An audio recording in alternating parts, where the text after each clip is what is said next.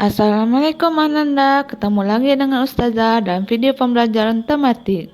Dalam video kali ini kita akan membahas tentang pertumbuhan dan perkembangan pada hewan. Nah Ananda, sebelum kita ke materi, Ustazah mau nanya nih, siapa yang di sini yang di rumahnya mempunyai hewan peliharaan seperti kucing?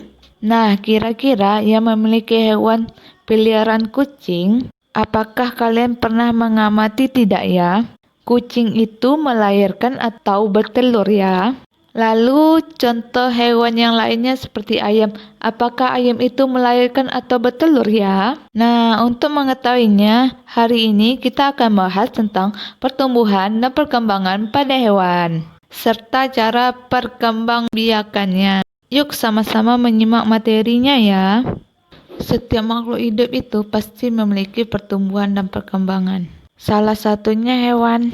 Di Indonesia terdapat berbagai jenis hewan seperti hewan peliharaan, hewan langka, dan hewan liar. Tapi setiap hewan mengalami pertumbuhan dan perkembangan yang berbeda-beda ya, tergantung faktor yang mempengaruhinya. Nah, misalnya kalian memiliki 2 ekor kucing yang dipelihara di rumah.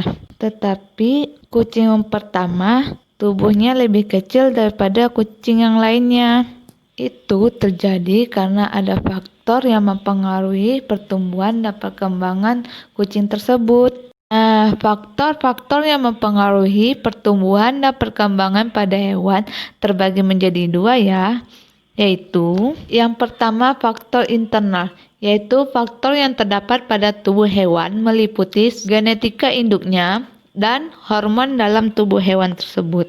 Yang kedua yaitu faktor eksternal, yaitu faktor yang terdapat di luar tubuh hewan meliputi yang pertama asupan makanan dan minuman, yang kedua aktivitas tubuh hewan, yang ketiga suhu udara, yang keempat oksigen, yang kelima sinar matahari. Nah Ananda, pembahasan selanjutnya itu tentang perkembangbiakan.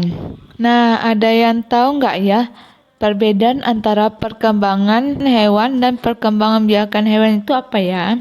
Nah, Ananda, kalau perkembangan itu adalah perubahan kemampuan, kecakapan, keahlian, kematangan organ-organ fisik. Contohnya seperti burung ketika baru menetas belum bisa terbang kan? Nah, seiring berjalannya waktu, perkembangan organ-organ fisiknya mulai berkembang, akhirnya dia bisa terbang tanpa ada bantuan. Nah, sedangkan perkembangbiakan adalah kemampuan makhluk hidup untuk menghasilkan keturunan yang bertujuan untuk melestarikan hidupnya. Nah, Ananda, berikut adalah cara bagaimana hewan berkembang biak. Yang pertama yaitu bertelur atau yang dikenal dengan ovipar. Contohnya ayam, ikan, kupu-kupu, nyamuk, katak, penyu, dan lain-lain. Yang kedua yaitu dengan cara melahirkan atau yang dikenal dengan vivipar. Contohnya kucing, kuda, sapi, kerbau, dan lain-lain. Ada juga yang berkembang biak dengan cara bertelur dan melahirkan atau dikenal dengan ovovivipar. Nah, bagaimana caranya? Yaitu hewan tersebut bertelur tapi telurnya menetas dalam induknya. Lalu induknya mengeluarkan anaknya dengan cara melahirkan. Contohnya buaya, ular kobra, kadal, dan lain-lain. Oke Ananda, kita bahas satu persatu ya. Dimulai dengan perkembangbiakan dengan cara bertelur atau dikenal dengan ovipar. Contohnya tadi yaitu ayam. Ayam memiliki ciri-ciri 1. Tubuhnya berbulu, 2. Memiliki 2 kaki, 3. Memiliki paruh, 4. Bernapas dengan paru-paru, 5. Berkembang biak dengan cara bertelur, 6. Membutuhkan makanan dan minuman. Fase pertumbuhan ayam dimulai dari telur, menetas menjadi anak ayam berkembang menjadi anak ayam muda, dan anak ayam muda akan berkembang menjadi ayam dewasa. Selanjutnya yaitu katak. Fase pertumbuhan katak dimulai dari telur, kemudian menetas menjadi kecebong tanpa kaki, lalu berkembang menjadi kecebong berkaki, kemudian tumbuh menjadi katak muda berekor, lalu akhirnya tumbuh menjadi katak dewasa.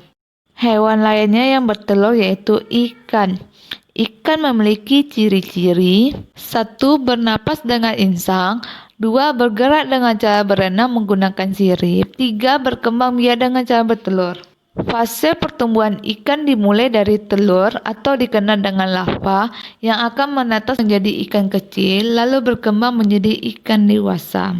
Hewan berkembang biak dengan cara bertelur menempel itu pada daun atau dikenal dengan larva. Lalu kupu-kupu dimulai dari telur. Telur tersebut menetas menjadi ulat atau dikenal dengan larva. Nah, selama menjadi ulat, ulat ini banyak makan daun. Setelah itu, ulat akan melepaskan kulitnya dan berubah menjadi kepompong selama beberapa minggu. Kemudian, kepompong tersebut berubah menjadi kupu-kupu yang sangat cantik. Hewan selanjutnya yaitu nyamuk. Beberapa jenis nyamuk dapat menjadi penyebar penyakit yang mematikan, contohnya penyakit demam berdarah. Nah, berkembangnya nyamuk dikarenakan karena genangan air. Untuk itu, kita harus membersihkan lingkungan serta membuang benda-benda yang sudah tidak dipakai agar tidak dijadikan tempat berkembang biakan nyamuk. Fase pertumbuhan nyamuk dimulai dari telur, berubah menjadi jentik-jentik nyamuk. Jentik-jentik nyamuk berubah menjadi pupa, lalu akhirnya berubah menjadi nyamuk dewasa. Cara perkembangbiakan lainnya yaitu dengan cara melahirkan. Contoh hewan melahirkan yaitu kucing. Nah, fase pertumbuhan kucing yaitu dimulai dari anak kucing menjadi kucing muda. Anak kucing muda akan berkembang menjadi kucing dewasa. Oke Ananda, selanjutnya kita akan mempelajari tentang menghargai kemampuan teman. Nah Ananda, coba sebutkan siapa saja nama teman-teman kalian di sekolah. Siapa? Ayo.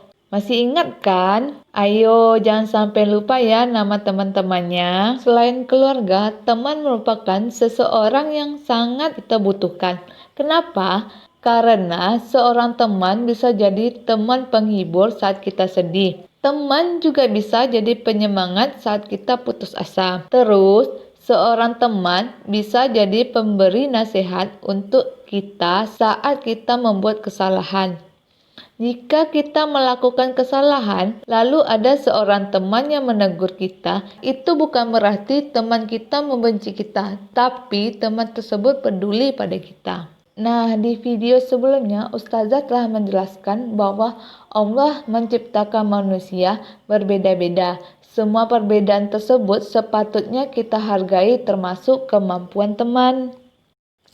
Kemampuan setiap orang itu berbeda-beda ya. Misalkan ada teman kita yang pandai sekali berpuisi sedangkan kita pandai berhitung. Lalu teman kita satu lagi pandai melompat, teman satu lagi pandai berenang. Perbedaan kemampuan tersebut harus kita hargai dan tidak usah dipermasalahkan. Nah, masih ingat tidak Ananda? Sikap menghargai perbedaan itu termasuk pengamalan sila keberapa? Ayo. Nah, benar, pengamalan sila kedua Pancasila yang berbunyi kemanusiaan yang adil dan beradab. Lambangnya rantai. Nah, berikut adalah cara menghargai perbedaan. Pertama, tidak boleh mencemooh kemampuan teman. Kedua, tidak boleh meremehkan kemampuan teman. Ketiga, menghormati kemampuan dan minat teman kita ya. Keempat, menyemangati teman untuk mengembangkan kemampuannya. Kelima, memberi saran yang baik untuk teman kita yang memiliki kekurangan. Keenam, mengajak berlatih bersama untuk meningkatkan kemampuan.